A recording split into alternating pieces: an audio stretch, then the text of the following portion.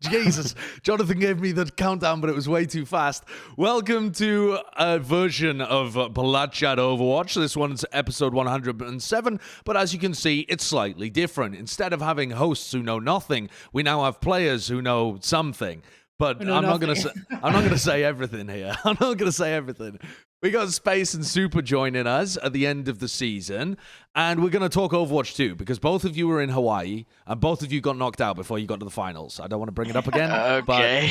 But lost to Atlanta, 8 pounder. You know what I'm talking about? Chill out, Josh. Okay, I'm just saying, Super was on our most popular episode ever of Plat Chat. So, okay, we need to bring him back. Okay, Super gives us double the views. You know, we gotta make sure we have a good relationship with this guy. We can't shit on him too hard. Okay. Yeah, we're gonna farm you for clout, essentially. You're getting planted and then ripped out of the soil like a radish. Yeah, but you got an opportunity to play Overwatch 2 in Hawaii. First, I want to kind of start there because we only got to see one map, and clearly you guys didn't just play one map. What was your experience like having the opportunity to playtest it? What was the time that you were spending on it? What was the introduction? What did the devs say? That kind of stuff. Yeah, so we played, well, I don't know about you, I think we all did the same thing, but we played 4 maps. So we played, obviously the map you guys saw, which is Rome. We played Dorado, Havana, and then we played, New York. New York, yeah. Right. So you got to play 2 of the new maps and 2 of the old maps as well. Yes. Yep. Also, I'm pretty sure, I don't know, like, I was talking about it on stream, but the lady did say, like, after halftime, we're free to talk about, like, whatever we wanted to, right? Because, like, I didn't realize they only showed one map on the stream, and so I might have said something, and I didn't realize that they didn't show it because everyone was, like, question marking, like, what are you talking about? I was like, oh, shit, was I allowed to say that? But I know for a fact she said, like, after halftime of the grand finals, you can say whatever you want. Talk about anything, yeah. So we're good, right? Definitely, yeah. You're good. Listen, I don't want you getting all clammed up and worried about it while you're on the show. Listen, those are worries for after the show and after you've said everything. Then you worry which NDAs you've broken, Super, all right? Yeah, that's true. I think probably, I mean, if they were recording the other maps, maybe they've just got plans to release them at other times. They did record, I think they did record one of the, I think they recorded us playing New York as well, so. Okay. I think they said they're gonna release them at some point, but you didn't sign like a contract. No. Before you played, right? No, okay. Yeah. That's okay. There we go. Maybe it says something in your player contract. I don't know. I'm just going to go on the assumption that you guys can just leak everything, and we're we'll allowed just to say whatever we want. So if I get in trouble, it's not my problem. Dude, okay, there you go. The lady said. We're just making up people now. We're just making people up as we go. It's funny because I know who this is, and you just like we're not saying the name. I forgot her name, but she said she worked. I feel like I remember the name, but I forgot she too. Said she worked there. She said she worked there. She was on like the development team for Overwatch 2. So you know. All right, we'll believe you. There's no job title. There's no name involved. But I'll believe you. Nothing. We don't got nothing. Okay, we're off to a great start. All right, go Overwatch 2. Right, I want to start here, which is what was just your base first impressions of the game? I've seen everything in the community from just looks like a balance patch to this is so different, I'll never play this game, or everything in between. When you sat down and you played it and you saw some of the things that had been tweaked and changed and the fact it's 5v5, etc., what were your impressions? Like, how different did it feel, and did you enjoy the changes? Base, you're up first. All right. I mean, it's definitely different. Like, for me, I feel like personally, I think a lot of people, I said it before, but I think a lot of people don't realize that the whole game is going to get reworked for sure. Because if you remove one tank, like every character is going to be different. So like the supports are going to be opened up more, the DPS are going to be opened up more.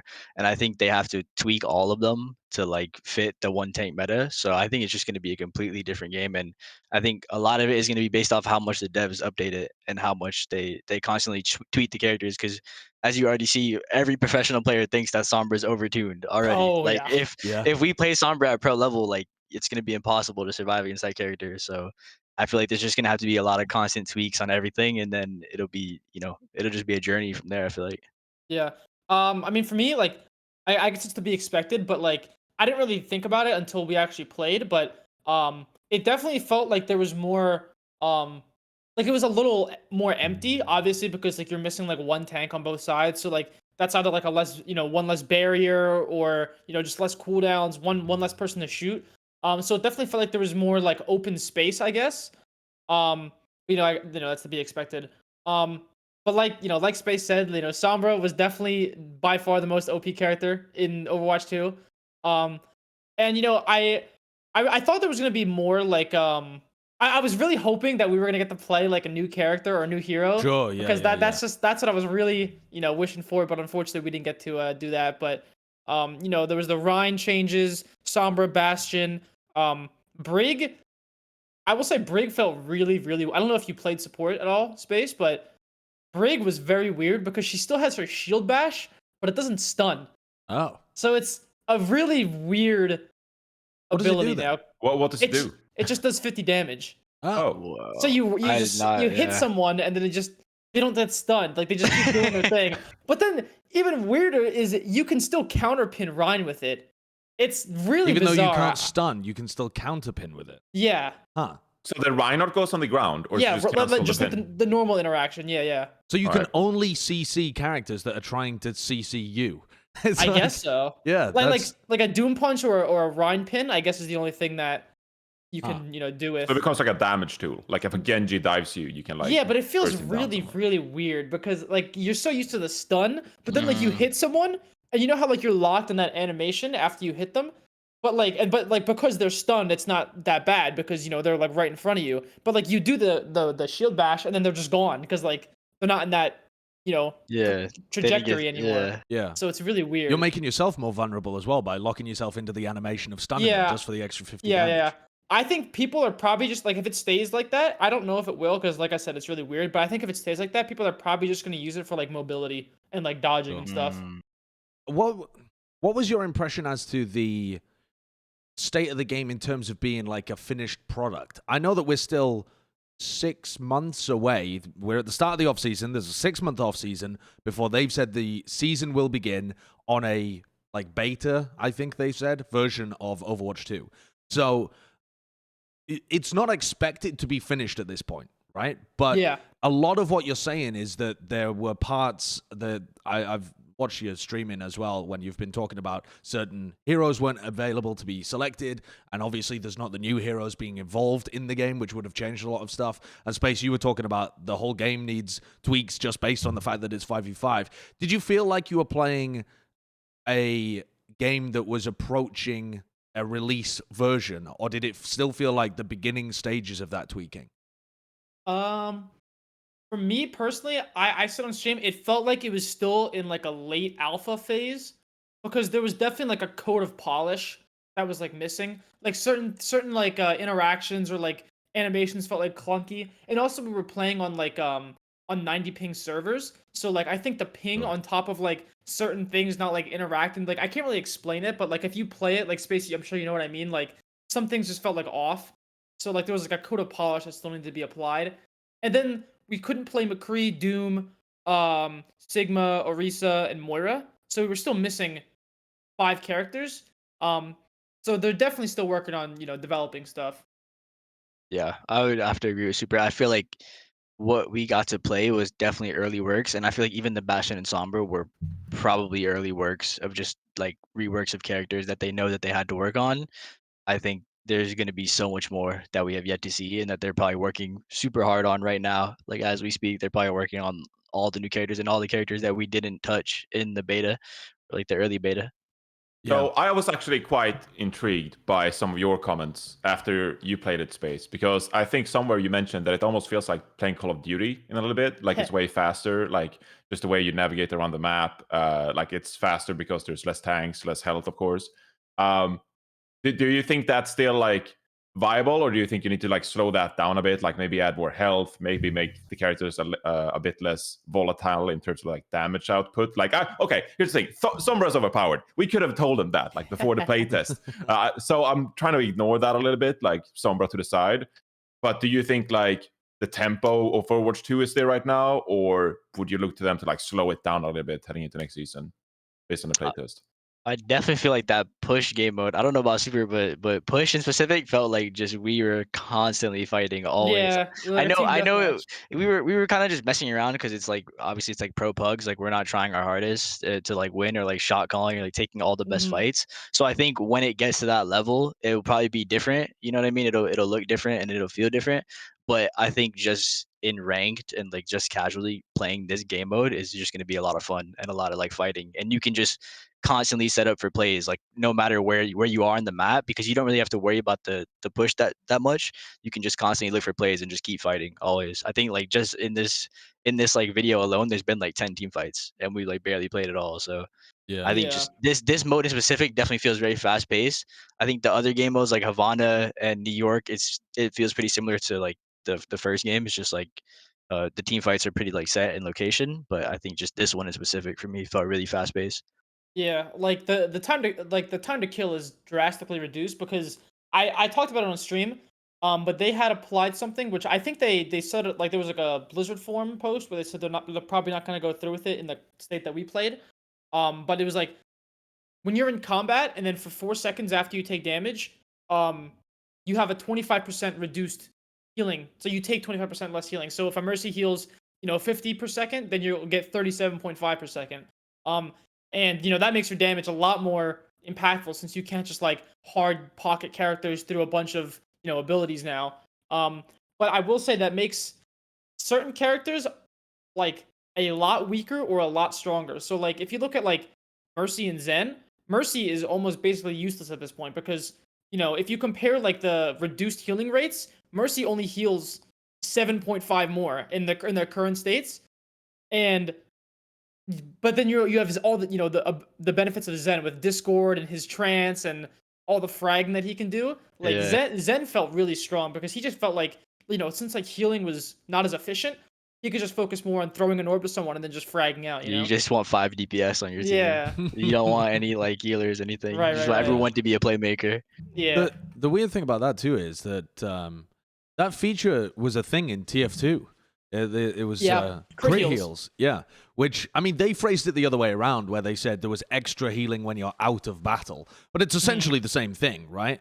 Like that just comes down to what you perceive as the normal amount of healing. But their justification, the developers of TF2, was that they wanted to promote a playstyle where you would retreat from the front lines in order to get healing and go back into the game or like back into the fight when you were topped up.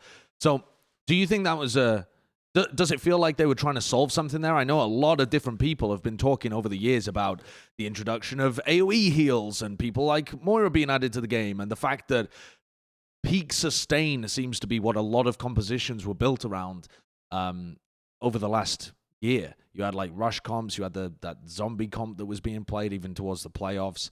The GOATS composition is the most famous of it, where super high sustain means that you can't really counter it unless you have big burst damage as well. And so things were kind of flip-flopping between playing a lot of Widowmaker and that kind of stuff and playing a lot of high sustain characters. Would you like to see the game go in that kind of that direction, even if it isn't with this exact change? Mm-hmm.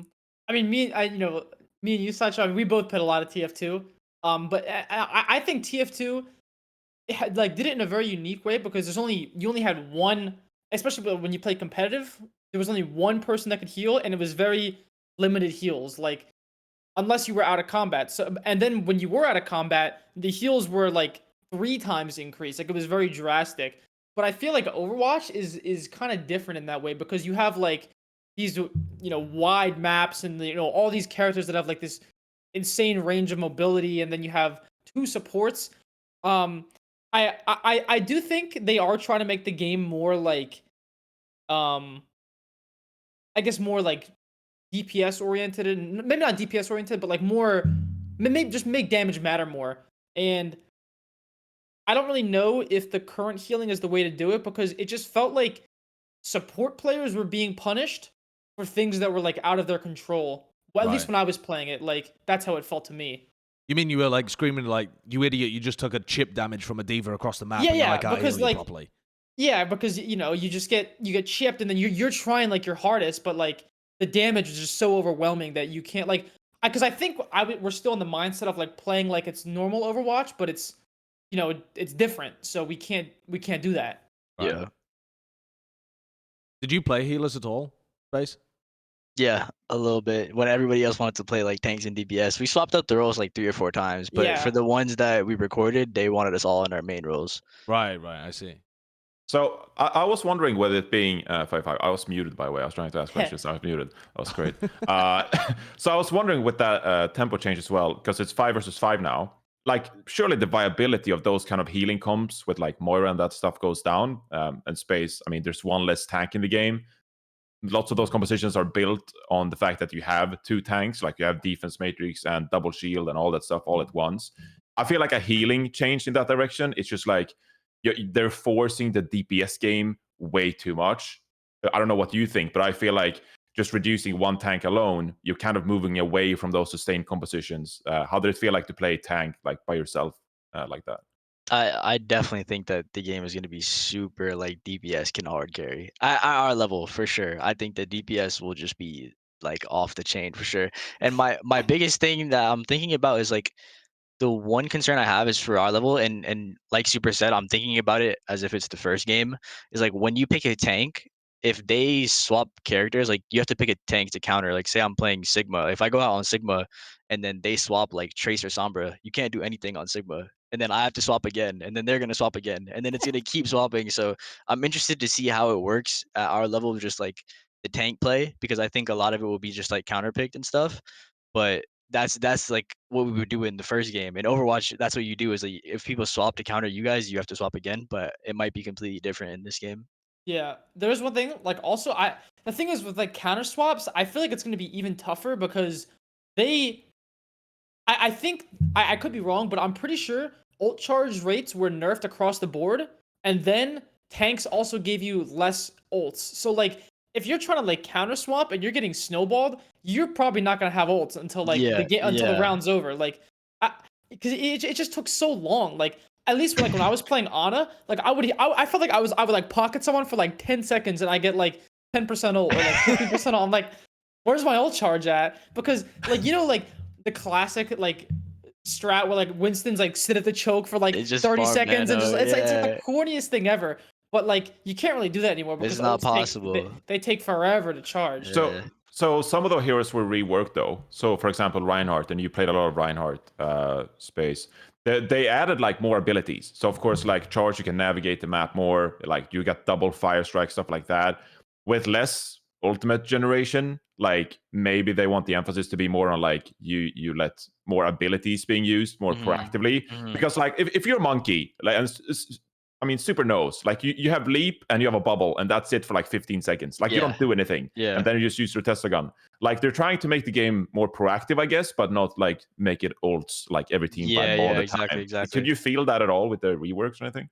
I think that is what I think you're spot on, and that's what it'll be like. Because even Winston has like a right click or something now, right? Like he shoots like a projectile. Yeah, it's a railgun like, from Quake. Yeah, basically. he has like he has more of like an outplay like skill potential to shoot. So Sorry, that fucking kills me. The fact that Winston has a railgun is just so funny. I don't know if you played it, Space, but the railgun actually felt pretty nice. It felt pretty nice to use. Yeah, it actually felt pretty good, and it's actually a pretty long radius. It's like 25 meters. So you can really snipe someone with that. Like you could go beyond like Dorado first point when like you turn that corner, like the very first like when you come out of spawn and then the cart turns, like you can snipe someone from like the top roof from there, like all the way across with the right click. Like the range is pretty far. And it does full damage. Yeah, and it does 25. It does 50 damage fully charged. Wow.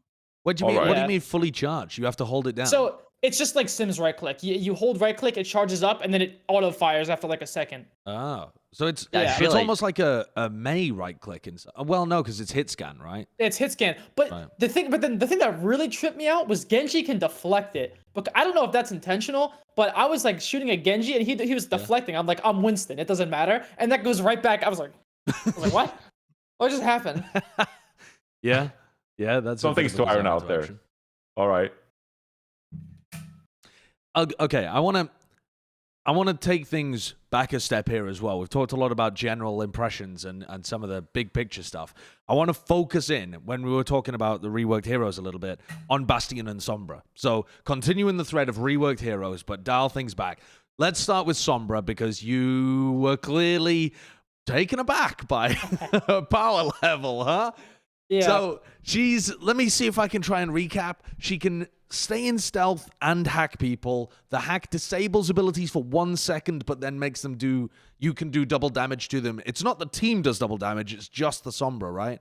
There's double damage to them for the next 6, 8. I can't remember how long it was, but it was quite some time. I think it was like 3 or something. No, it was 3? I think it was 6. I think it was 6 or 8 seconds. I think he's right. Yeah. I thought it looked like a long time when I was looking at it. And then the EMP no longer removes shields and doesn't hack people, 40%, right? but it does 40% It does damage. hack people. Oh, it does, so you still do double damage to all of those people you EMP'd after you took off 40% of their health. And it does 40% of their current health.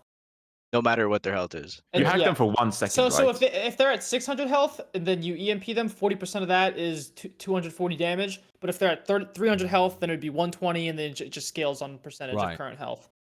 That does seem kind of bonkers. Yeah, a little bit. And I think there is one thing that people really like. I don't think it was really discussed too much, but probably one of the biggest changes is that, you know how when Sombra unstealths, she has like a short window until she can shoot again. Like she comes out of stealth and then she has to wait and then she can shoot. That time was cut in half. So basically, she comes out of stealth and just starts like almost insta firing. Yeah. So you can hack someone's stealth, come out of stealth super fast, and just brrr, you know. Did it feel impressive? Yes.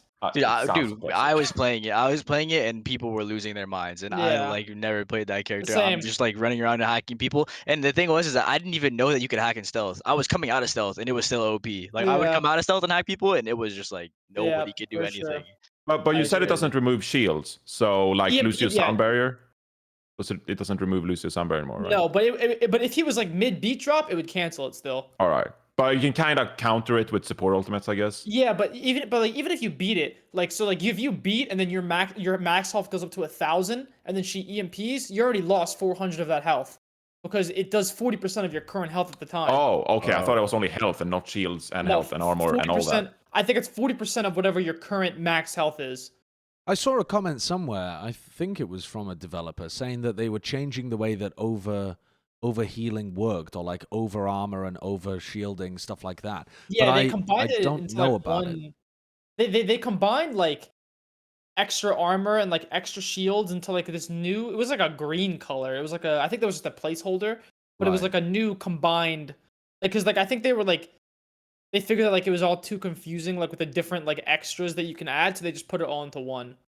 Huh. Did that change the game in a playing kind of way? Super didn't feel that at all. I didn't feel that at all. I wasn't paying attention to that at all, bro. I felt nothing like that. Okay. Did you try Lucio? Did you see what happened when you got a beat? Did it just feel the same? I'm pretty sure Maul played Lucio and didn't get a beat because it was impossible to heal. He said it was impossible to heal people because it's 4 divers. You have 4 people pushing in, so like Lucio is not healing anybody. I think I did get a beat, or someone got a beat. Did we? Actually, someone's got a rarity. I'm pretty sure nobody got a beat on Lucio, bro. 1 week all week. Or 1 beat all week. Yeah, I don't know, actually. That's so funny. Like, people can't playtest Lucio because you just can't build a beat. I'm pretty sure. I'm not even exaggerating either. I think if a team gets full held, there's a chance one person on that team doesn't get an ult. Like, seriously, I'm straight up. Like, it takes a long time. In the whole to 4 minutes. Yes. Okay, that seems. It takes a very long time. That's to get a ult. drastic change. We'll definitely talk about the ult scenario later on. We'll definitely talk about the ult scenario later on.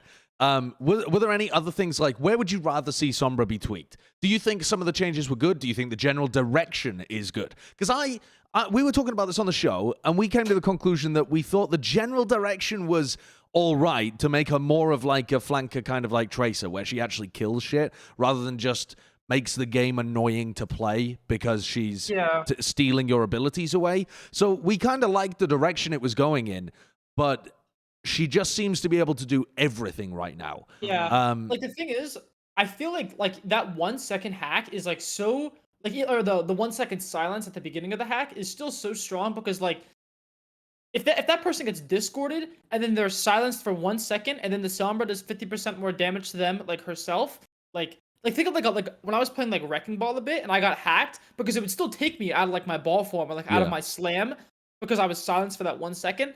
Except now the Sombra was doing more damage and then I got discorded and then everyone shot me and I was just like I was and gone. you take less healing. Yeah. And I take less healing. So I'm out. Like that's it. So I don't know. Like Sombra is definitely stronger than she is on live servers for like there's no doubt in my mind about that. At our level. At our level, 100%. For sure. 1,000,000% at our level. I would think even in ranked too, because people are just playing for themselves in ranked anyways. But for me in ranked, I felt like, or like if I were to play ranked, I feel like I got hacked, and then I felt like there was much more counterplay. Like on Ryan, for example, I get hacked, but like mind you, I'm still thinking that it's like a normal hack, and I'll be like, I'll get hacked, and then you like won't put your shield up for like 3 seconds because you have no abilities. Yeah, you're like I have no abilities, but really you have shields, so it's like you actually are a little bit more safe.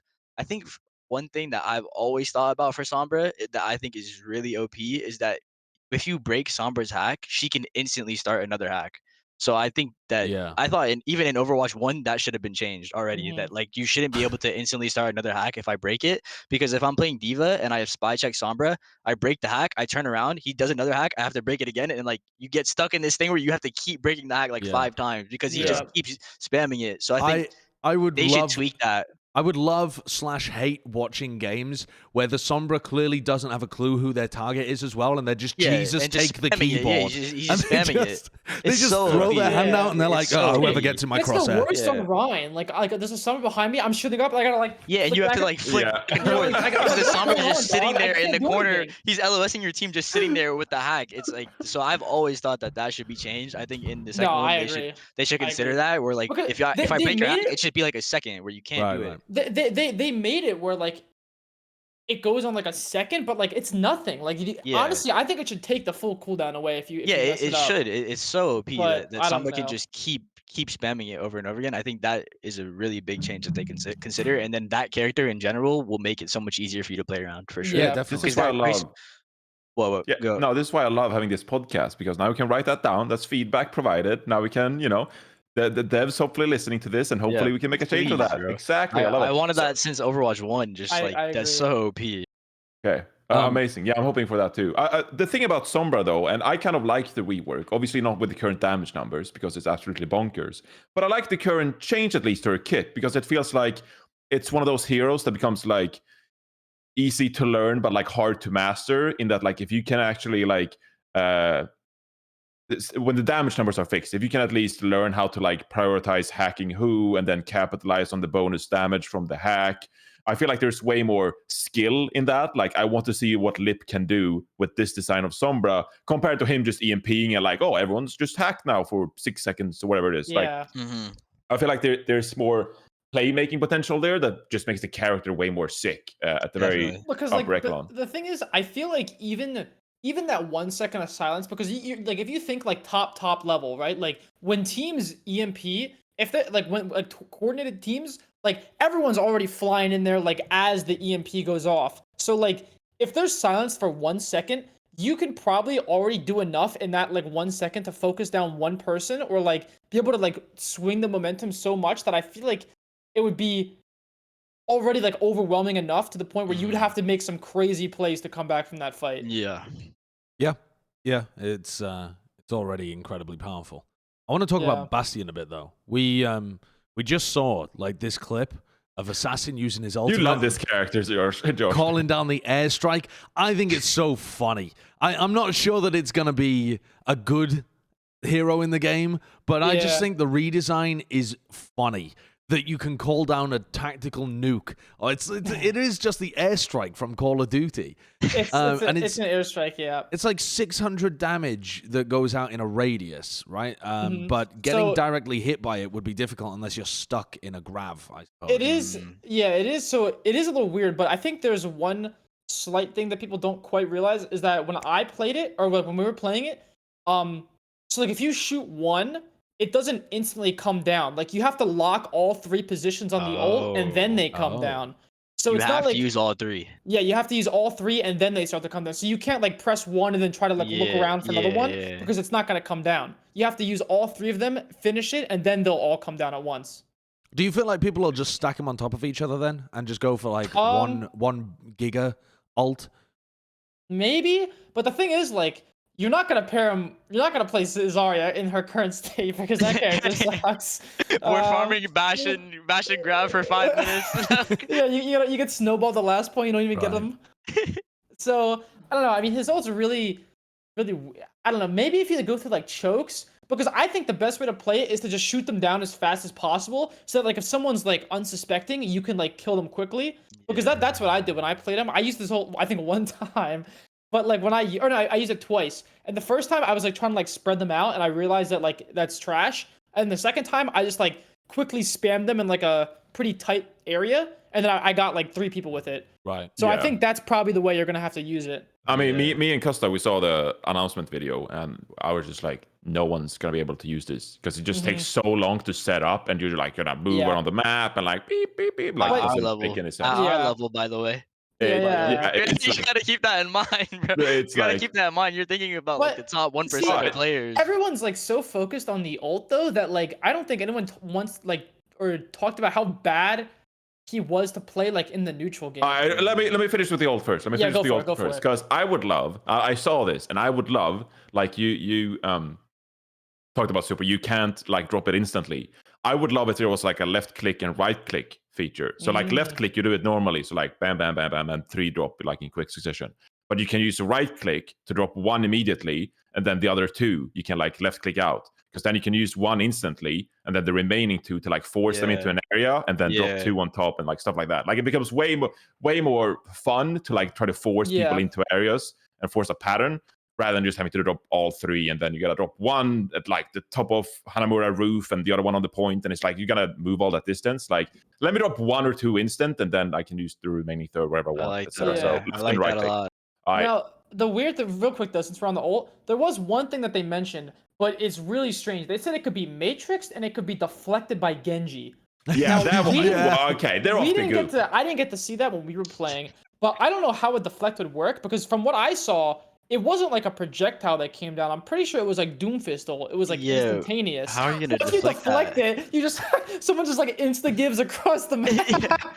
Did no one try in your games? Because Genji was available. Yeah, we didn't try. We didn't get like a chance to like play it, because I think people were just like messing around and like trying to like play all the new stuff, because like, we didn't like set up any like tests or anything. But there must that have would be been interesting to try. There must have been an indicator that you were about to get ulted on, because people are moving away from it, right? Yeah, I think it's like Doomfist. So like the area shows up and then it like insta slams down. So it's not like.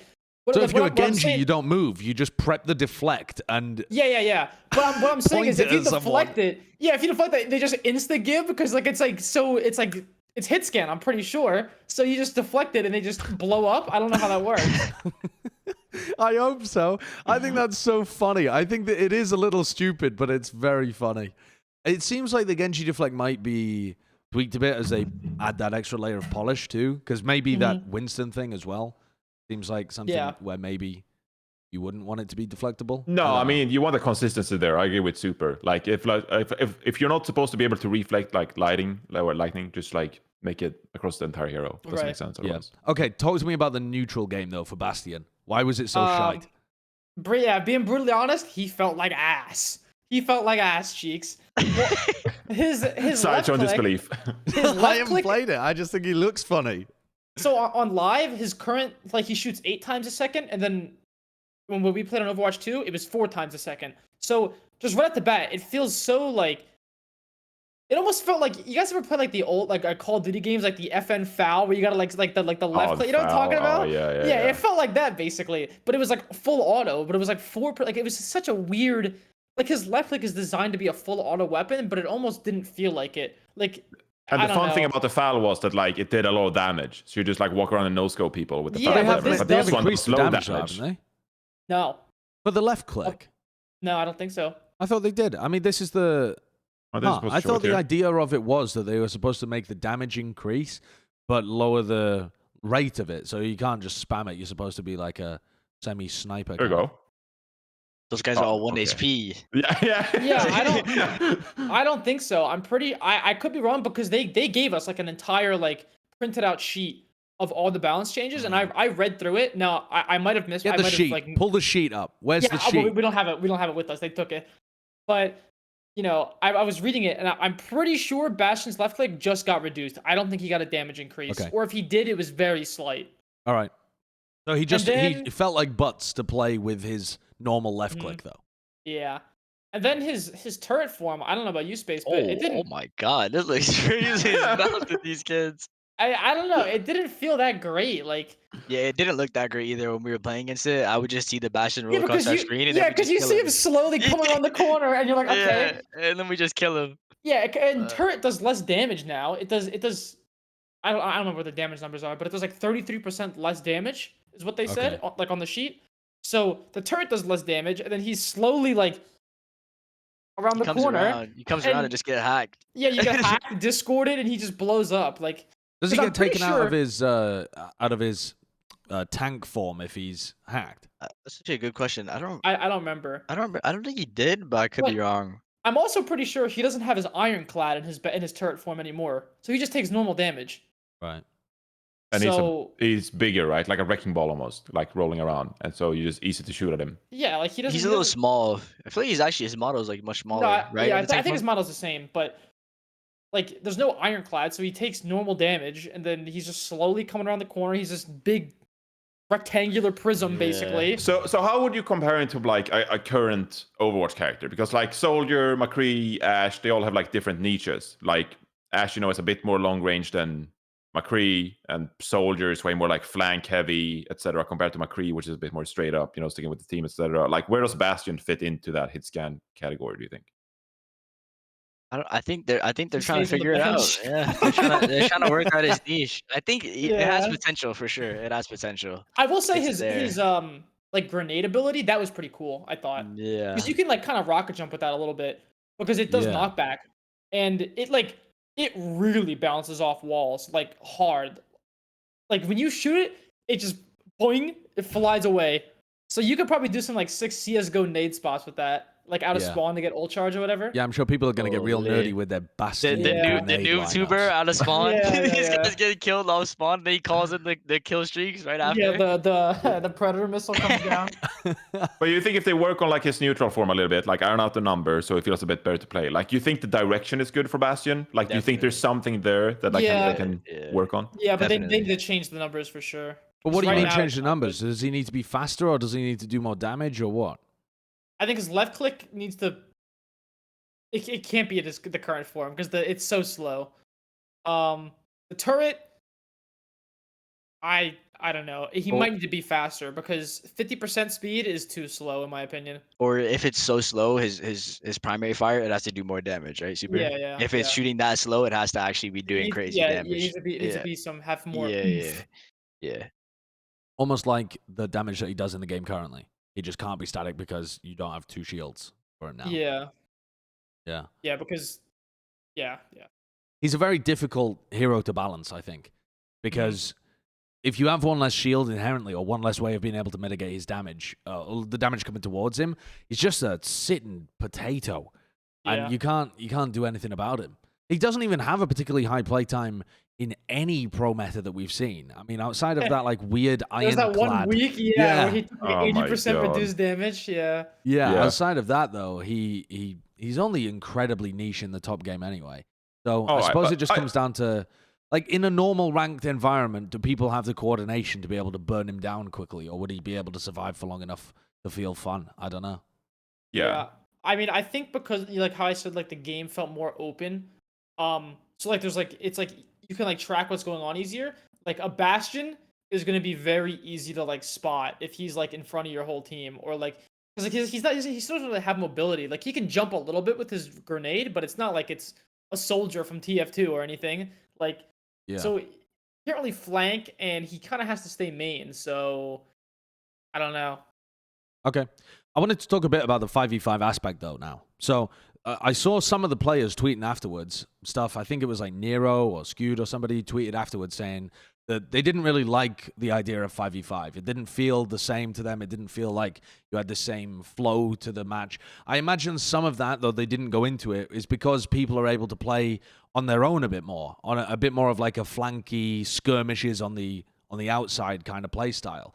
What was your impression of the game simply being 5v5? I'm specifically talking here mostly about when you played Havana and Dorado, when you got opportunities to play maps that you're familiar with. So it's not because you're playing New York or playing Toronto or Rome or whatever the fuck. It's actually, you got the chance to just play the game, and all right, some of the heroes weren't allowed, but the major difference is the fact that it's 5v5 if you're playing Overwatch 2 on Havana or Dorado. Yeah. How did the game feel? What changed? Yeah.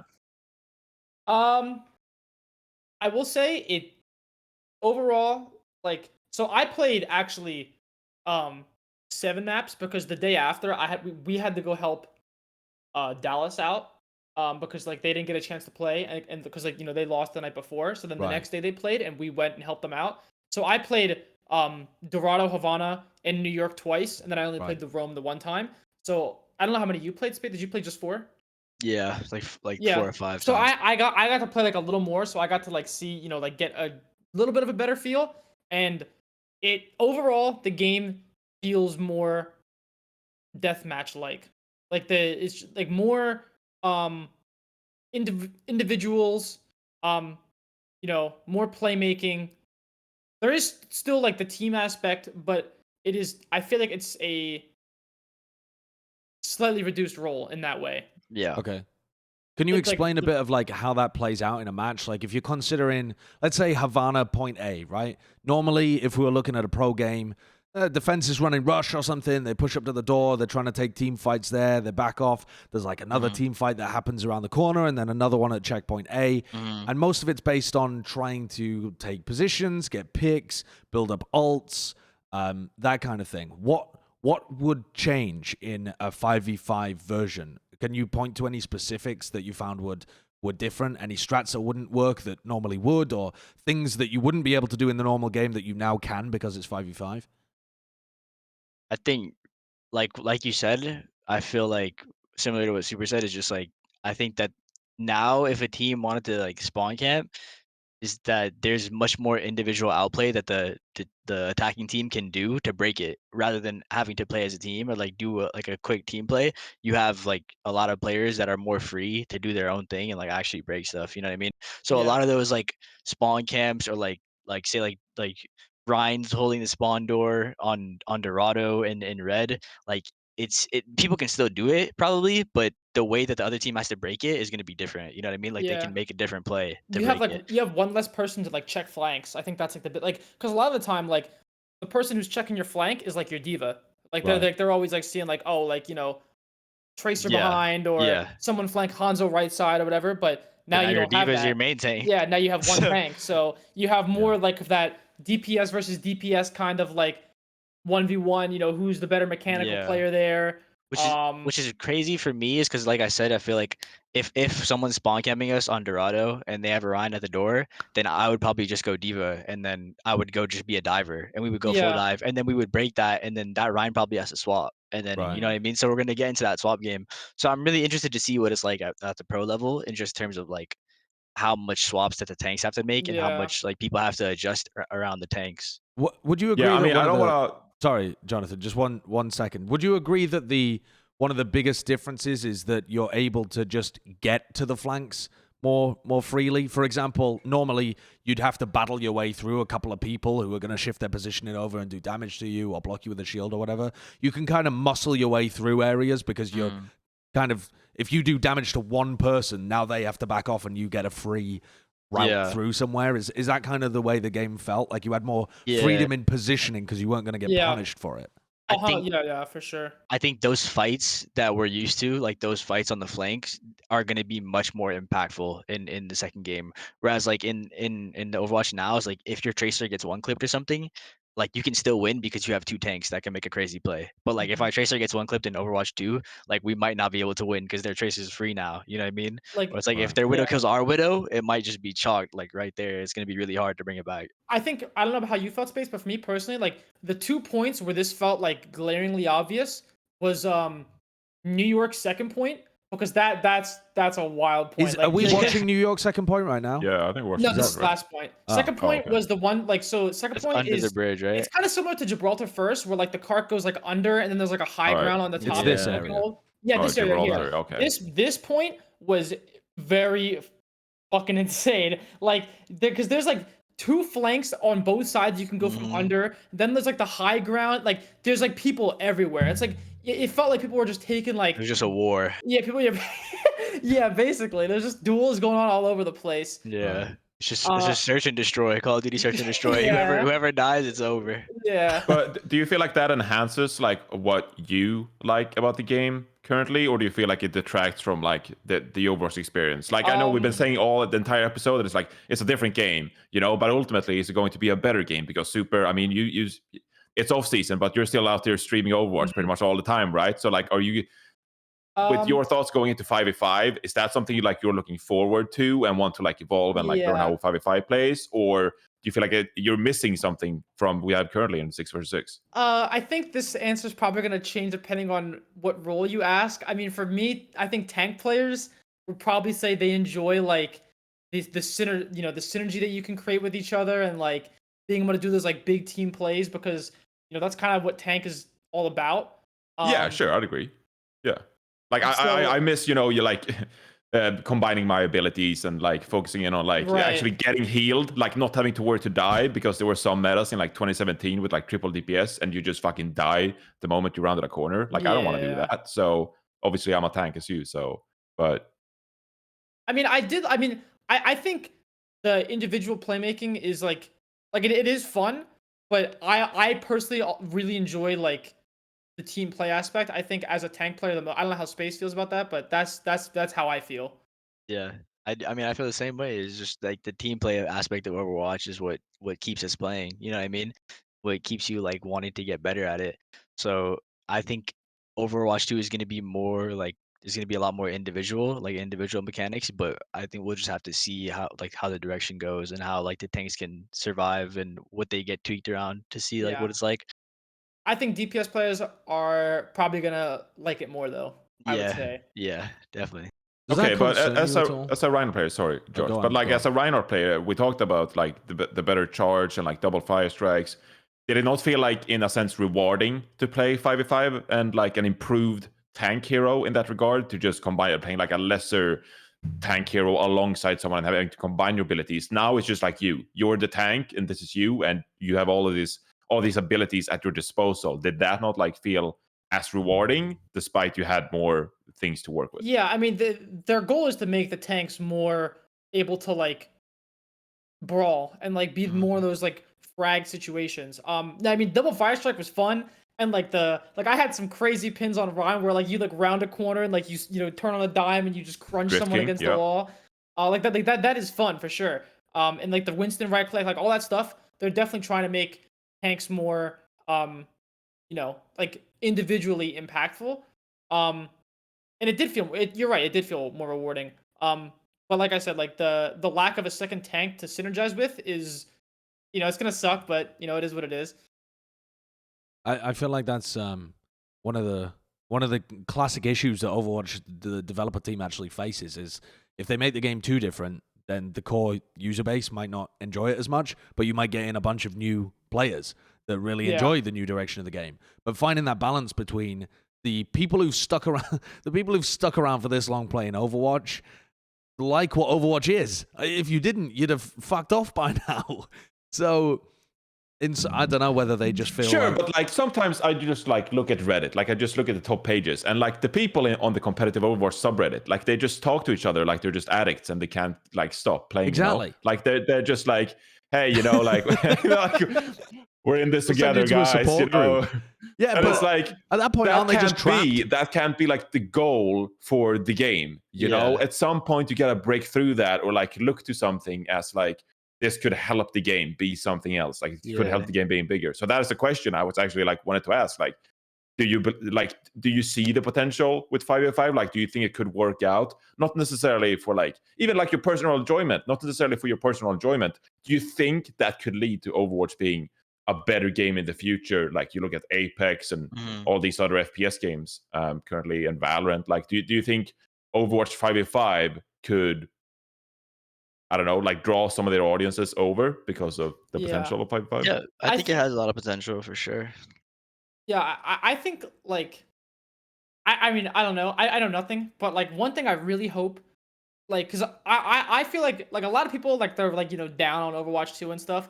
I feel like I try to be more like on the optimistic side of things. Like I try to be optimistic but like realistic at the same time. And I feel like like you mentioned like Apex and Valorant, but both of those games, the biggest thing that they have going for them is nothing has to do with the game themselves, but the fact that it's free to play. Like I don't know if Blizzard has any plans for that, but I feel like that would be such a big like deal to make Overwatch free to play, because why would anyone want to pay like 40 or 60 bucks, whatever it's going to be, to play Overwatch 2 when you have all these other great games that are, they're still being updated, and they're still getting all these updates, and they don't have to pay a single cent for it. And, like Overwatch, the last year we got was 18, 19 months ago, and it's still 40 bucks. You know what I mean? Like, I'm like, again, like, I'm not trying to, like, I never try to like shit down on, like, talk down on the game or like shit on the game, but like realistically, I think that's probably the best move that they could make for Overwatch 2 is turning it free to play, in my opinion. You have to. For sure you have to, because it's just like the casual gaming base is not going to play Overwatch, especially because when people first started playing Overwatch and we all paid for it, like that was back when people used to just buy games. Like we would drop 40 or 60 on a game. But now it's like you have these options that are free. You're not going to pay money to play Overwatch 2 when you already know what Overwatch, the state of Overwatch is right now is like pretty dire. But I think it's cool that they're taking a big risk on the 5v5. I think like it's a gamble that can really pay off. Like I said, if the devs constantly update it, which we haven't really seen in Overwatch, like the original is just like there hasn't been that many constant updates. I think the second game needs a lot of updates and a lot of like constant like changes and tweaks. But I think there's so much potential for it to be a really good game. Yeah, I mean, I don't know if you wanted to speak to that, Josh, yourself, or... Well, I talked about this on my stream a little bit when people were asking me questions, but if you remember back to 2016 when Overwatch, the first game, came out, so long ago, the landscape was massively different when it came to games. There was no Fortnite. There was no Fortnite. There was no Apex. There was no Valorant. There was no Valorant. I mean, you're competing with, I guess, like League of Legends is the only major, huge free-to-play game at the time CS:GO. that was big in terms of even CS, I think, had only just transitioned into that at that time. We were still buying it. Yeah, I can't exactly remember. I think back then you still had to buy it. I think so. Yeah. But the landscape is phenomenally different right now. So many other games have paved the way for what the best way to monetize while still giving you can like monetize the whales whilst leaving the rest having a very free experience. And that has proven across the board to be the best way of keeping engagement with your player base. And I feel like Overwatch absolutely missed the boat on that, and they're trying to redo it for Overwatch 2. At least I hope they are. I hope they've learned the lessons over the last 5 years, because if they haven't, it's fucked. Right. Yeah. I mean, okay, real quick, like we mentioned Fortnite, like that is. Like that, I mean, you can say whatever you want about the game itself, but like free to play, they get new updates all the time. Like they get new maps, like every month. It feels like they get, new, and like the only way they monetize is through like they crank out a cosmetic skin every single day, and they get new guns, new weapons, new vehicles, whatever you want, and it's just like, I don't know. I feel like that's the way you have to go for like just the future, honestly. Yeah, it feels incredibly entitled saying that the Overwatch needs to do that, or the dev team has to do that. Like, you must put 1,000 pieces of content into the game over the next year. Otherwise, your game is doomed, you stupid. But that's not the point. The point is that their competitors are doing that. And so if you don't, you're going to lose market share. Right. It's not that we're cooking up this idealized version of what we think Overwatch should be like. It's that other games are out there actually doing that, and if you don't, I think you're losing the race. It's a race for people's attention. Okay, so here's is this a hot take then? That like even if we're talking about free to play, like even if they made the current game Overwatch 1 free to play, and they started updating that, like throwing in Sojourn and all these new heroes and all that stuff, like, do we really think like some of the people who used to be Overwatch fans, like they would come back because it's now free to play? And there's 100%. I think so. you think so? 100%. You I think think like so. Tim the Tatman I and think stuff would right like, now, Overwatch is my thing, you know? Yeah, bro, I think every right time. now, go super, Yeah, go. real quick. I mean, every time there's a new hero that was released, you know who? You go to the Overwatch section, top streamer, Siegel, 50, 60K viewers. Every single time there was a new hero, he's always at the top. He's got all these viewers. People, I still think there is an interest for Overwatch, but the problem is, I feel like people are just they're tired of waiting, and like they're like, okay, like there's nothing happening anymore. Why do I want to wait here when I can get content from all these other games that actually do stuff? Yeah. Okay.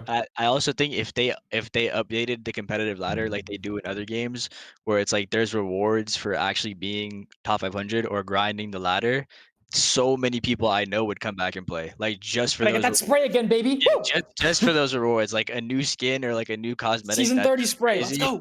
It's like me and Super grind ranked all the time. We're top 50, top 100, and there's nothing at all that we get. Top 10. Like we've been getting the same stuff since the game came out in 2016. It's like there's nothing Yeah. there.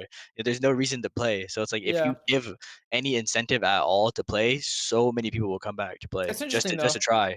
Because I remember Jeff Kaplan said, or I think it was Jeff, he said like he regretted like adding like incentives to Golden. play Yeah, the Yeah, golden because guns. it was like people were like That's so trolling games, weird. but it's I just don't like know. it's like cringe, bro. Just come on, bro. Like I've been playing for like my whole life. I have the same gold skin. Like come on, bro. Yeah, I have Yeah. every single golden skin. I have like 21,000 competitive points. It's like, what am I supposed to do? Just show some love, bro. Show some love, Yeah. bro. I think Yeah, though that but, the I Overwatch mean- 2 Overwatch 2 should be the opportunity to grab people back in. Yeah, Which I think so. I mean, even if they pump those updates to Overwatch 1, some people might not come back because they think they already know what the game is and they're Yeah, done with it. yeah. But Overwatch 2 offers this like mystery of you don't really know what it is until you try it. And so Yeah, people definitely. can try it and then maybe get hooked on it, right? So Okay, so Yeah. I wanted to Even originally better. tie it back to the question of 5v5 then, because I'm like, is this just like like we actually don't need 5v5? Like free to play would have solved all the issues, because I wanted to ask about the potential of Overwatch, like 5 versus 5 versus 6 versus 6. You guys are talking like the game and franchise would have been fine had it just been free to play, because the potential of 6 versus 6 as a video game is Mhm. like that's good enough already. Like we don't need to drastically change it to attract a bigger audience. I don't know quite where I'm going with this, but I know what you're saying. yeah, like you guys are talking like 5v5, like it's just I think Yeah. I think that's not necessary. For me, the 5v5 is a super big gamble, and it's a way for them to balance the game differently. Because as we already know, the game was always leaning to tank metas like goats and 4 tank and all this stuff, where it's like we're just piling on HP that nobody can die. I think even like you see double shield, like it's so hard to break. It's so hard to break that. So like you go to 5v5, it gives a new way for it to balance the game and like will make it more exciting.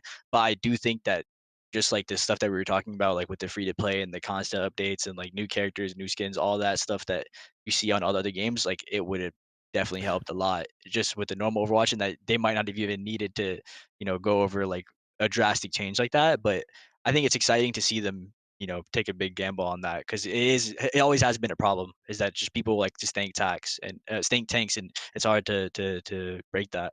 Queues, Yeah. stuff like that. Like it's Yeah. Like, okay, like I said, like I try to be optimistic, but like realistic at the same time. But like, I think the reason like Overwatch 2 like is definitely a way for them to, I just think, like, reinvigorate the game and bring all this like new life and new one giant content drop and a bunch of in hopes to get like new players, because like I think people kind of forget like how popular Overwatch really was when it came out. Like that first like year, it was a massive game. Like everyone played it. Like there was everyone was talking about it. It won Game of the Year. I mean, it was great. Everyone liked it. Everyone had a good time with it.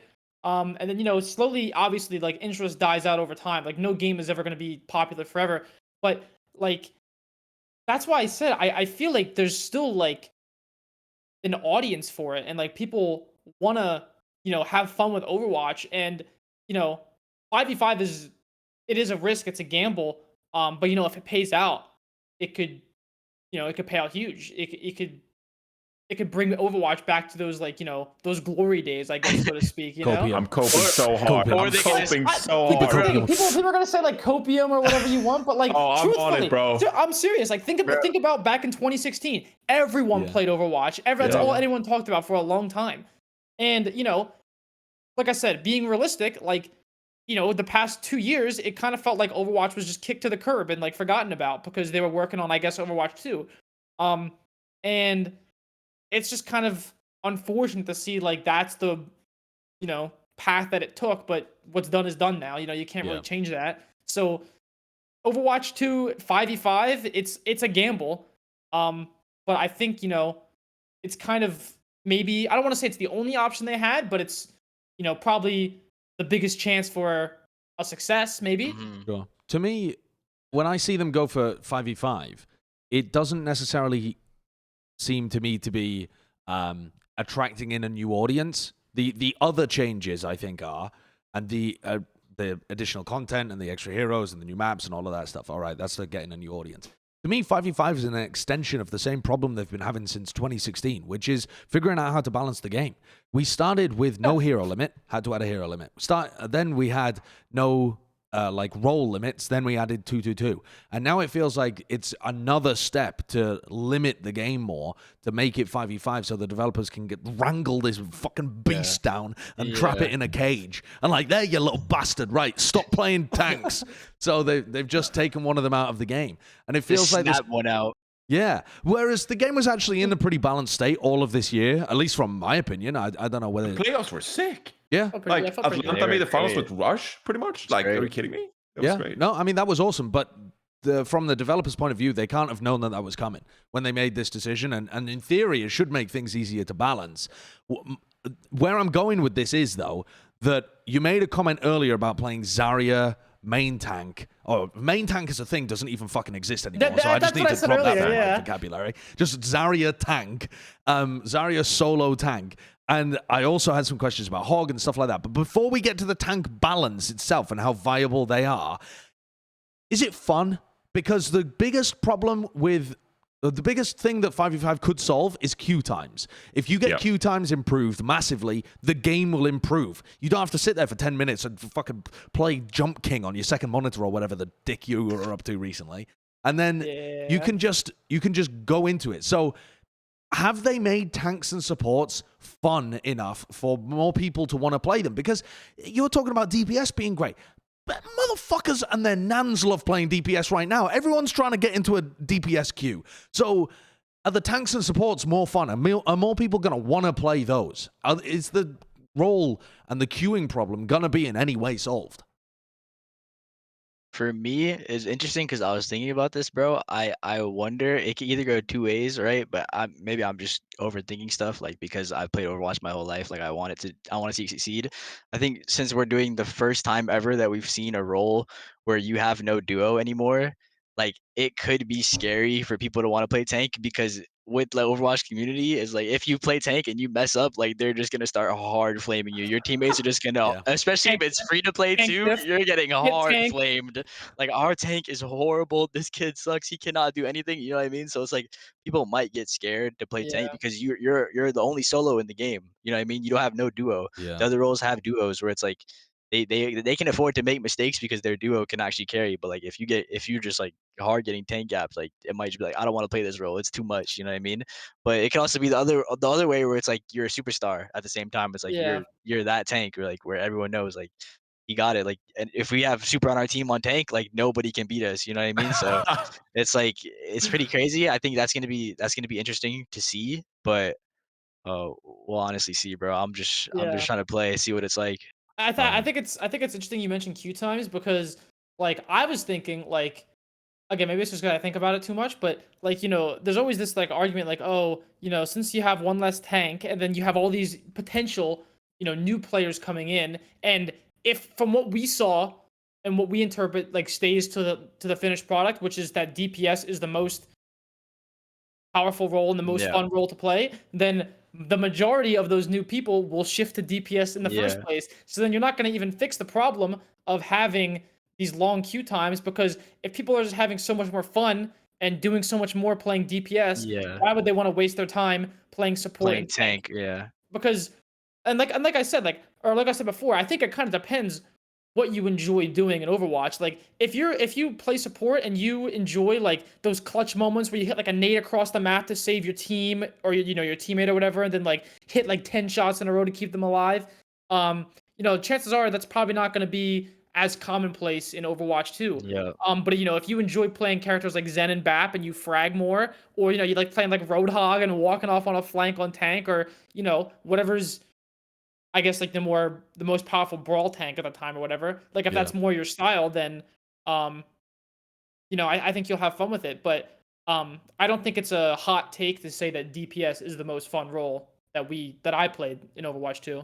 Did you have fun playing tank and support though? Did you find it enjoyable to play? Because I think a lot of people are worried that it's just not even going to be fun if the DPS can just massacre you at any moment.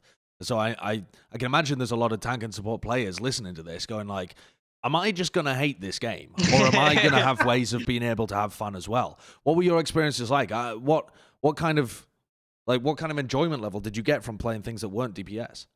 Honestly, it's super hard to say because it's like there's levels to it. So when I imagine it in my head, I'm thinking about like Carpe, I'm thinking about Kai, I'm thinking about Ons. Like I'm thinking about these players that don't miss. Like I'm thinking about playing These D.Va. behemoths, Okay, yeah. what about like Mumo and Junkrat? That's like people. and we're gonna be good. You know what I mean? But I'm thinking about Shu on Ana, and I'm a solo D.Va, and I have to dodge his sleep and eat his nade. Like I that's not possible for me. You know what I mean? So it's like that's kind of what I think me and Super are looking at it as, is like at our level, it's gonna be like these guys are going crazy. I But mean, at a casual level or at like a level where it's like not like these guys are playing for tournament life, it might be like more enjoyable, or you might feel more free. You know what I mean?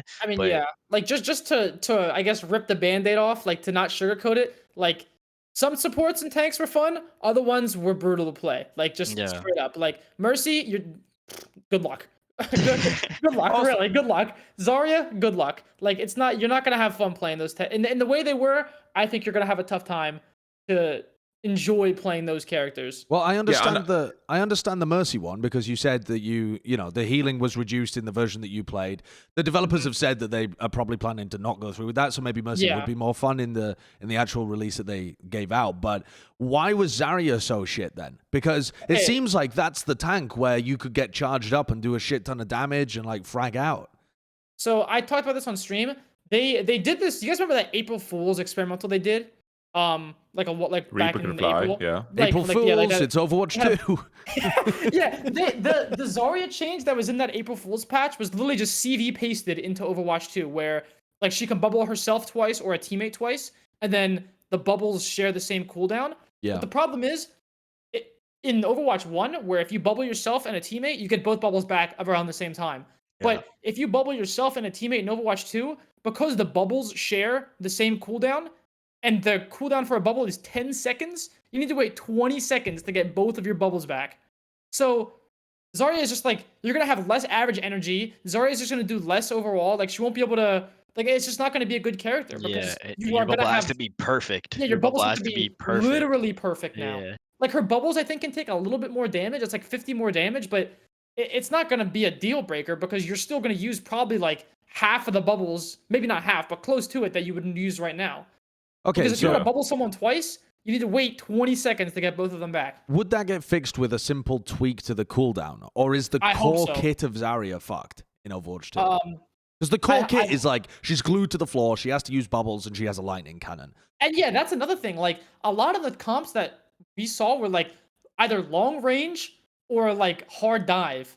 And I think Zarya is going to probably struggle with those. And then if you play like a rush, you're going to go Rhine because like Ryan can at least, he has more utility. He has another fire strike. He has more kill potential with his charge. But like Zarya didn't get anything new. Like what did Zarya get? Another bubble to use on herself? Oh, nice. Let's go. Yeah, so this is where the copium kicks in. And I'm not just saying this because I'm getting paid by Blizzard, okay? I'm saying this because I want Overwatch 2 to be good, okay? I'm pure coping as a fan of the franchise. But like we talked about the balance being good this year earlier. So I do want to believe that stuff like that, and especially like damage numbers, like some of those abilities, that will get figured out before Overwatch 2 comes out, Yeah. whenever that is, or even like before Overwatch League starts next year. We don't have all these characters, still yet to be figured out. I do think we do need to get you guys to play the game more frequently, though, whether it's like game testing or stuff like this, because this was the first time you guys got your hands on the game, and there are obviously like things you guys could contribute with to make sure the game is in a good state going into next year. So I just hope that they let you guys play the game more often, like leading up to that point, like once a month or something. So information like this can be provided to the team, because it seems like there's still the something worry I to be figured out have about some tanks is like, so like there were others, like obviously they were working on like Orisa and Sigma we couldn't play. Yeah. Ryan got changed, but like Zarya, like you say, like could they like rework her, but like maybe they think they don't need to at this point. You know what I mean? Because like if they thought that, then maybe she would have been hauled off to the to fix this character container and get her done. But it's like it's hard to say. Like I really hope that they maybe reconsider looking at her, because I don't know how you felt, Space, if you played her, but she was rough. I mean, for me, bro, like in all honesty, I think the hard part about it is that they have to make the game like if you just like Reinforce said, if we play it, if just Overwatch League players play it, and I don't want to boast, like I don't want to like sound like I'm like on some crazy ego shit, but we are really like the 1% of players. So it's like if you build the game around what we think, it's gonna be completely different for like the normal casual players. You know what I mean? So it's like you have to get both worlds and then kind of just roll with the punches, right? Because in Overwatch 1, like a lot of people think, oh, like Echo's so OP, you know what I mean? Like Echo's super broken, but it's like because really good Echo players are playing it against us, you know what I mean? So it's like we think Echo's super OP, but I'm sure at other levels it's like just kind of a normal character, right? Yeah, don't get me wrong. I don't think that Super and Space should balance Overwatch 2. Yeah. But I think you should have some input on like how some things work, because Sombra is in the current state she is in for a reason, they put that stuff in, but then it needs some tuning and you need to figure that stuff out. So like I just think it's important that like, yes, you shouldn't balance the game or like design the game around the top 1%, but there's lessons to be learned from grandmasters. There's lessons to be learned from bronze players and the entire like spectrum, right? And so I think that everyone needs to be a part of the conversation, and so I hope you guys are more part of that conversation. So that we need Sideshow's feedback. Sideshow has to get in there and balance it out. You know what I mean? Well, I mean, he's the 1% in something. I will provide the the exact opposite input to you lot. I will provide that's what they player. need. You know what I mean? That's what they need. Is exactly. It can't be too built around us, because it's like we're gonna have different problems. Everyone's gonna have different problems at different levels. I feel like this is like, I don't know, it's hard because this just like stems into like the age old conversation, like what should the game be balanced around, and like we're gonna find people who like agree on that, but like I don't know. I always feel like you should balance it around like maybe not like 100%, because like it's really hard to cater to both, like to balance strictly around pros or to find like a mix, like a common ground. But like I don't know. I always feel like if you're gonna balance, it should be to the higher level, because at the end of the day, people should strive to be like the best, right? Like that's the end goal. So like I don't know. Like I don't want to even dig into this too much, because it's always so talked about. hard to get in circles. People have talked so about hard, it for so bro. long. It's probably not even worth I talking about, think they have to constantly update the game and roll with the punches. You know what I mean? Because I think it's gonna come out. It's not gonna be perfect, and they have to constantly change it and like keep rolling with the punches and work around it. You know what I mean? I mean, I wouldn't be surprised if sometimes we have like a Zarya meta, and sometimes go back to like support meta. I don't know, they make Ana really good or something, and then it goes back to DPS. Like I'm fine with like a small rotation in what role is the most powerful, because I think that you cannot just have to adjust to find the perfect medium. You can't just be static. And We can't have a goats for 6 months in Overwatch 2. Yeah. If we have a goats for 6 months, then dude, 18 months. It went on forever. It's chalked. Like if we have something like that where it's like this Sombra comes out and then that Sombra stays the same for like the whole year, like I'm not playing. I'm telling my coach, bench me, bro. I'm not playing against Lip with that Sombra. So it's like if you want me to keep playing, bro, like you gotta change the Sombra. So it's just they have to constantly update it, I think. Yeah. One of the things though that I've thought powered the success of Overwatch early on was the fact that there were characters in the game that you could be good at, even if you were even if your skills were not pointing a mouse. Trash. No, not. I'm not. I'm not saying your skills are trash, but you don't have the classic FPS skills of I point mouse good. And we have 3 tank players on the show. But I'm not saying anything. But there's definitely some benefits to having certain heroes in the game, like Mercy, like Moira, like Winston, like Ryan, Lucio. Yeah, Lucio. Those characters where your skill set is different. It's like spatial awareness, it's positioning, it's how you take engagements. It's not like tracking people through the air with your fire strikes or whatever. Yeah. So the fact that you didn't enjoy playing Mercy and Moira's been hauled off to the lab to be experimented on, and then Winston has a rail gun, and all of these things, and DPS heroes are so much more powerful. It feels like the game is shifting more towards that traditional FPS thing. Yeah, Do you feel like some of those, I'm going to use the term worst players here, but I don't want that to be taken the wrong way by those people. But like the people that don't have not the 1%ers, not the 1%ers. People like me, people whose brains don't work and their hands work even worse. Like, those people can still have a lot of fun in Overwatch, and they can get really good at certain roles as well. Yeah. You can be a Moira main or a Winston main, Reinhardt main in a top 500 role, but you can be terrible at Tracer. Do you think we're going to lose some of that, or were there still opportunities for that to really shine?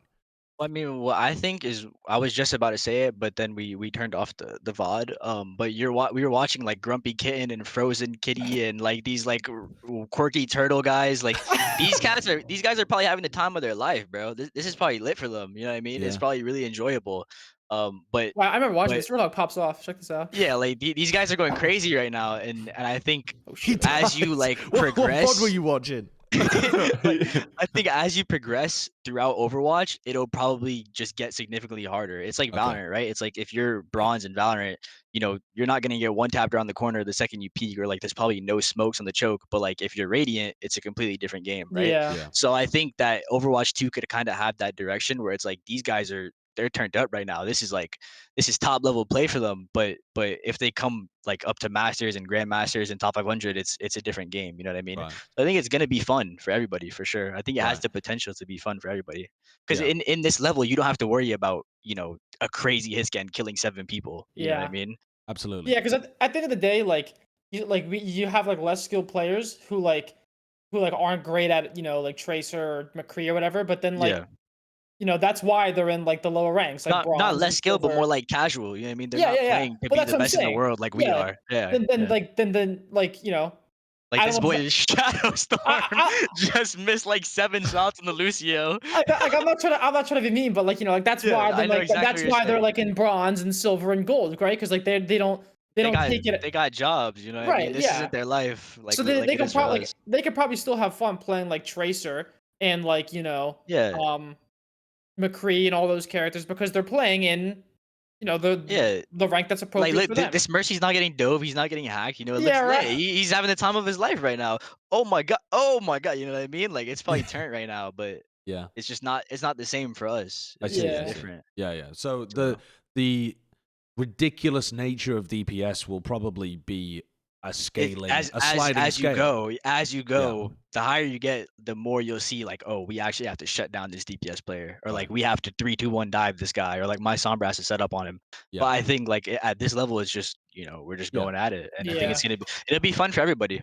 Yeah. So I never thought of this question like going into this. So the answer might be really silly. So it sounds like with the impact of DPS players come Overwatch 2 next year in the Overwatch League, that some matchups will just be like brutal to watch, like seeing some like absolutely nutty DPS player on like a top tier team. Like I'll do Kevster because I voted for him for like Rollstar and stuff. Like just seeing Kevster absolutely poo on some LA Valiant kid or something. Like well, I mean it's super early beta, but just from like what I can feel so far is like I think that the DPS players they're more free, and that means that they're gonna have more opportunities to hit these crazy shots. You know what I mean?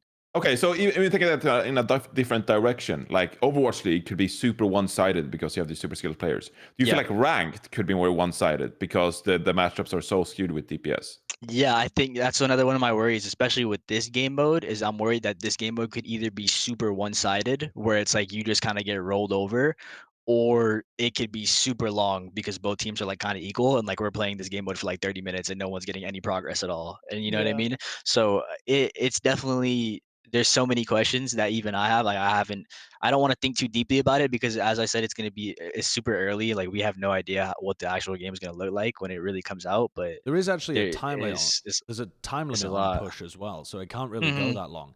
It's Yeah, it can't go that long, but it's just like it could Yeah. just be a stalemate in the middle. You know what I That mean? Because that like that's nobody's really getting crazy. that's the one thing about push I think is weird. Like, I feel like it's gonna I feel like these maps can be like 2 minutes long. Like if you get like snowball Yeah, after you like could first literally just fight, get bodied and like they'll just yeah. keep pushing it, or it's like it could just kind of be in the middle and like we'll just keep fighting. So Yeah, I mean, Right. I'm interested I to think see. even control is kind of fast now. Like if you stomp zone on control and you turn into the Overwatch League, it's over in Mm, like 5 minutes. Right. But yeah, there's only one round of push. So if you win like 3 fights, that's like a minute and a half, 2 minutes, and you're yeah, done. yeah. Yeah, So that True. I sounds. feel like that could be kind of not It might be crazy in fun. ranked, I don't and know. we'll see, bro. yeah, yeah. Yeah.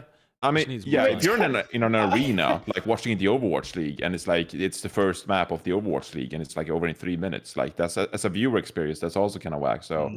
I think yeah. on multiple levels, like you can't have maps go too short either. I honestly thought when they announced push, I thought it was gonna be just like control, where they have like multiple like maps, but like I don't know how like if they like tried that or like how that would even work. I guess because like I don't know, because it could be a long time or it could be you never know. It could be a few minutes, just Well, depends. were any But of the games that you played with the Pro Pugs a role? Because I feel like the maps are designed to avoid them being a role. yeah, no, we didn't have a role. I don't think. Yeah, no. Because the But defenders always have spawn advantage. Because the attackers uh-huh. are always like And the pushing the bot has payload to walk forwards. back. Yeah, there's. I don't know. It feels like the maps are designed to make things close. No, I think roles are probably gonna be rare, but All right. in the off chance that it does happen, it probably would look kind of corny. Yeah, I understand what you Yeah, mean there. yeah. I want to take a moment though to address another tank because you talked about Zarya. A lot of people out there wondering what the hell Hog is gonna do.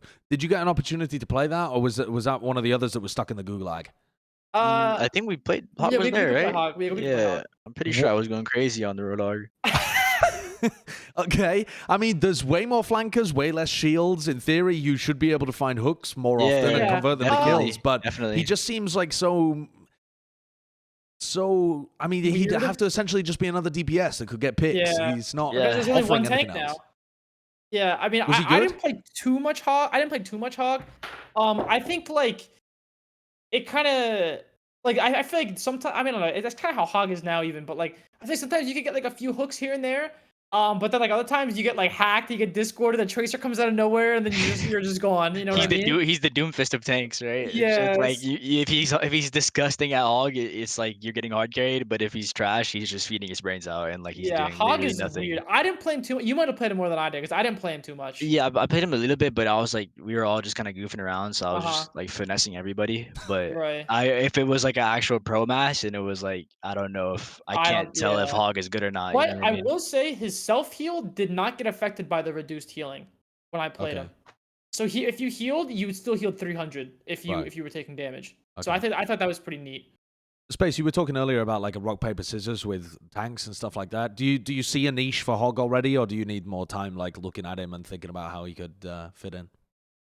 Oh, I'm sure there will be a niche for there in there for sure. It just depends on if your coach is willing to gamble or not. Like your Right. coach is like, you're actually a crazy person. Like I'll let you play Hog, or we'll see. But I think I'm really interested to see how like the tank Yeah. matchup works and like the DPS matchup, like we said, is like, and maybe there might not be any counter swaps at all in Overwatch 2. Maybe it'll be more like you guys pick a comp and then we kind of just stay on those comps, or like, but we'll I see. think But Overwatch 1 is just a lot of there's so much counter swapping. Even in playoffs, you saw it a lot, where it's Yeah, just yeah. like a lot of full comp swaps I to think the hardest adjust. thing about Roadhog though is like because Roadhog shines best, I think, when he has like two things that are going on. One is when like he synergizes really well with like an Orisa or something, like a someone to really help him with like the engages. Like Orisa pulls Yeah, easy yeah. hook, right? Or like they break shields, like his team breaks shields really strong, easy hook.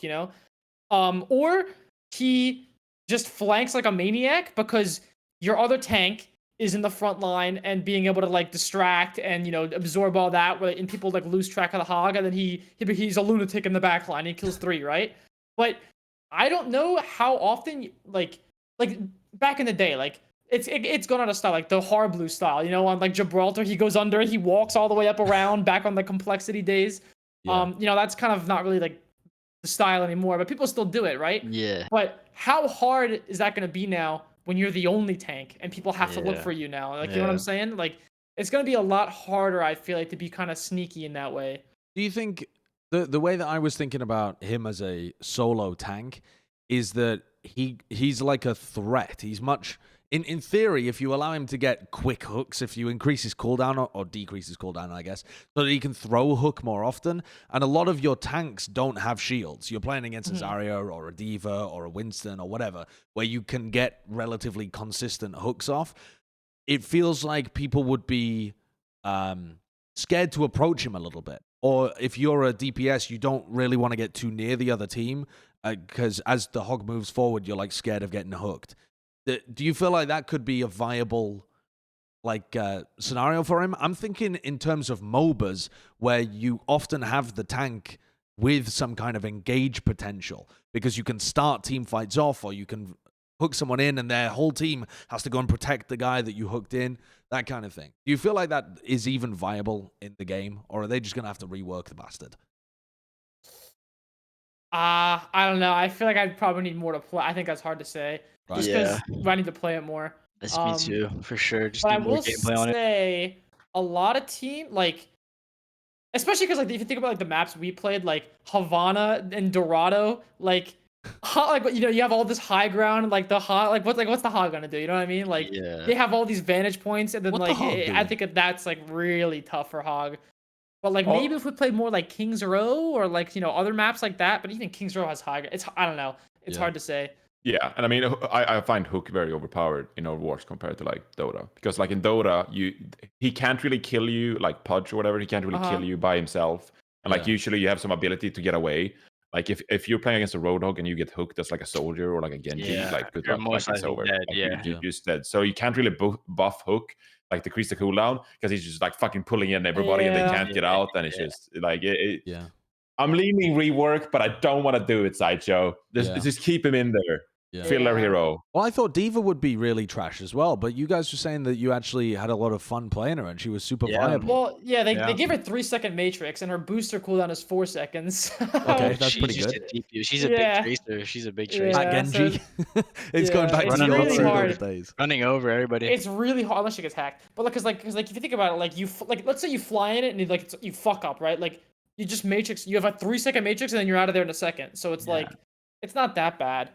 And she's really good on kind of just like on defense. I don't know how it was in your game's space, but like when we were playing, like if Diva just like sat her ass on cart on defense, like it was kind of hard to get like on Dorado. Yeah. Like if she like sits on the cart in that like on the underpass on like first point, it was really hard to like pressure her out just because like she has so much matrix and like you can't get a good angle. So she felt pretty decent there. Right. She's definitely a good solo tank. Just in general, Diva's a good solo tank for sure. Right. My last topic. I don't know about you, Jonathan, in terms of. No, I mean, I'm pretty much doing. Also, there's like thunder in LA, so I'm like, this is the first time in like 2 years there's thunder. I'm like, should I just fucking pull the plug? Like, am I out? Is it over? Like. So I don't know. You wrap it up. Yeah. My last topic that I wanted to discuss was player turnover because, I don't want to get into all of the different moves that are happening and being reported right now in the offseason and stuff like that. But you've got to imagine that with Overwatch 2 coming around and the fact that we're going down to 5v5, that there's going to be some significant amount of player turnover. And not just because people see it as a fresh opportunity to reconsider their career or to see whether they like Overwatch 2, that kind of stuff. But also, there's going to be a shit ton of players that we don't know right now are good and who end up being incredibly good at Overwatch 2. The Zoomers are coming in, yeah? Yeah, there could be brand new players. There could be people that have been hard-stuck contenders that just get an opportunity and pop the fuck off because, I don't know, because they're like crazy good at DPS but have no brain, but it works in Overwatch 2, or they're like really good at solo tanking and all of the tank players drop off hard. Do you see that as like something that is going to be fun to experience, this like huge amount of new opportunity for growth in players, or do you see this as something that could could be a bad thing for the game. Where's your thought process on that for the player turnover? I mean, I think it's always fun, like, cause you don't really think about it, but like for me and like space, like I don't even know if you've ever thought about this, but like, we've played like the game for so long, and like, we always see people like this, like the same people at like the top ranks, but then like after a while, like those people either leave or whatever, and then new people fill that void, and like there's always like a constant cycle of like, like recognizing new people in the top ranks, and like I think it's always fun like being able to like see like the rotation of like who comes in and who goes out. So I mean, at the end of the day, I always feel like, if you're like seeing new people and like experiencing playing with those people, I think that's usually a good thing. Yeah. Just because if you play like some nights in ranked, you play like 10 games, the same 20 people every single game. It's like, all right, like, can I get some variety? Yeah, let me get some new people here. Yeah. So I mean, it's definitely gonna be interesting, and I think it's gonna be fun. I think for me, I've always thought this way about it. Is just Overwatch in general, especially like for like professional players, the people that play all the time, is like, uh, I think it's different if you're just good at like a character or a few characters. Like if I'm only good at Zarya, I'm only good at Sigma. Whereas if you're really good at Overwatch and you understand Overwatch, I think you can just play any role or any situation. Like I think there's very few players that show it, but I think a lot of the players at the highest level can just play anything because they understand the game so well. You know what I mean? So I think those players are the ones that are really going to shine in Overwatch 2. It's just like people that can adapt because they're really good at the game. They're not just good at Widow, or they're not just good at like Genji only, or like they can only play Roadhog. You know what I mean? Like a lot of players that are just understand the game are gonna have a lot of fun, I feel like. I wanted to ask as well whether you even agree with the premise. Do you think a lot of players will take the opportunity to retire? Do you think that players who are in contenders or like joining the game for the first time are even going to be good enough to compete the first year around? I know you've got a little smirk on your face that says ego. It's got ego written all over it, mate. But I mean, you're now directly competing with people like Space. The tank pool has increased so much. It's a fucking new world out there once you hit into 2022. Well, you said our. Yeah, maybe I shouldn't even talk. Yeah, but I mean, yeah, of course, there's gonna be, like if you think about it, like the amount of tank players have just been halved, basically. Like the available slot has just been halved. I don't know if teams are gonna like keep maybe 2 tanks because we're talking about like Zarya, like Zarya might get reworked still, maybe she won't. Like it's hard to say like how these tanks will play. Like, will traditional diva players still be good at diva in Overwatch 2? Like, is the way you play it going to be changed? Like, who knows, right? Like, or maybe main tanks are going to suck and the off tanks are going to shut. Like, you just don't know.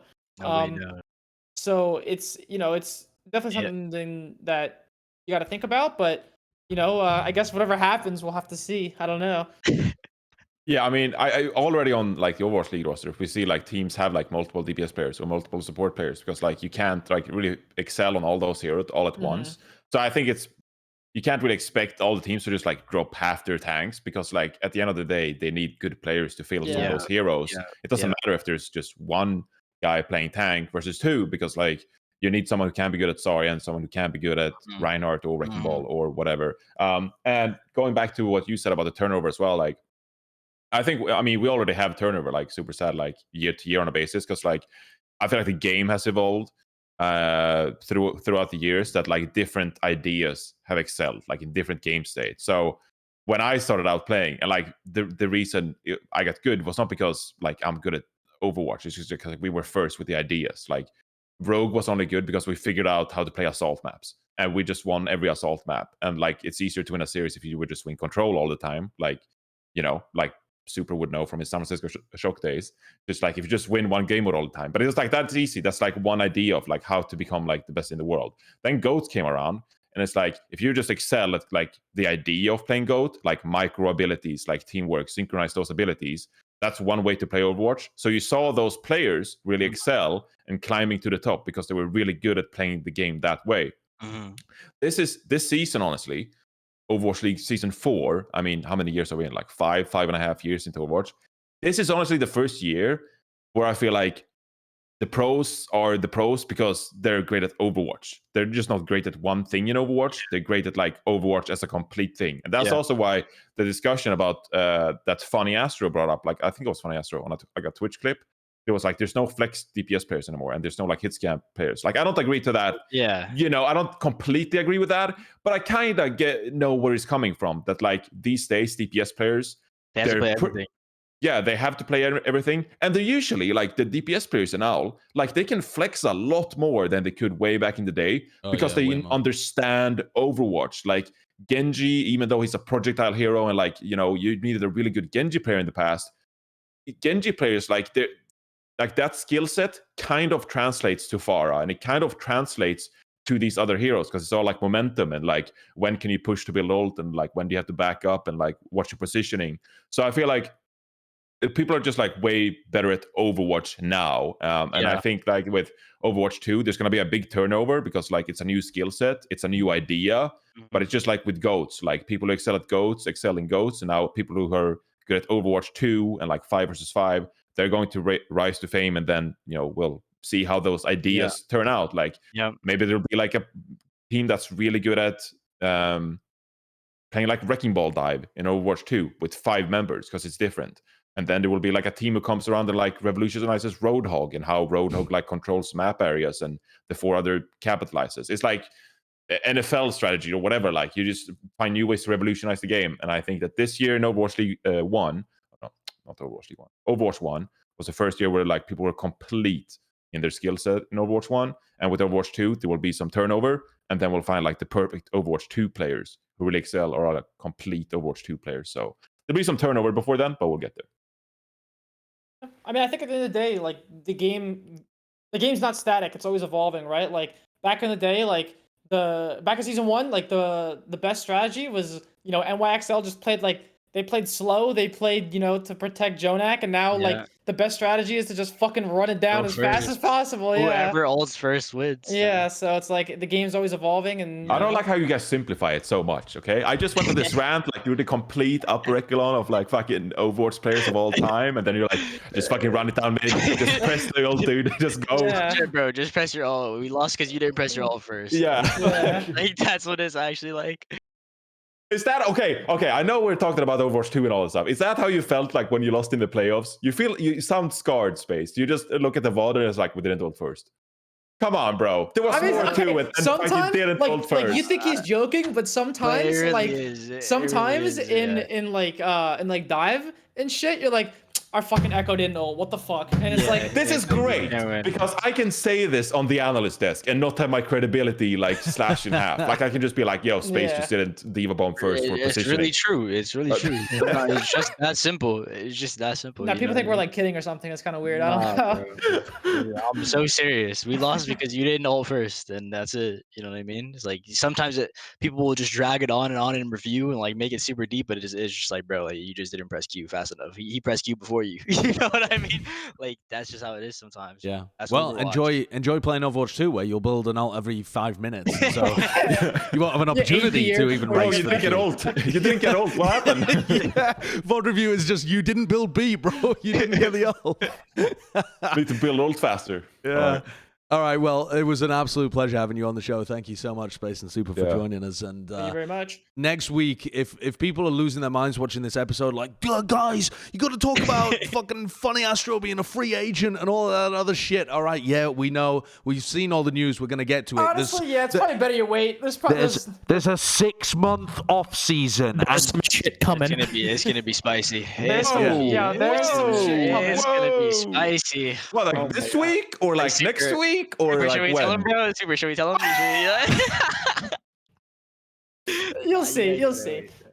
I'm just getting my balls played with. I need the release.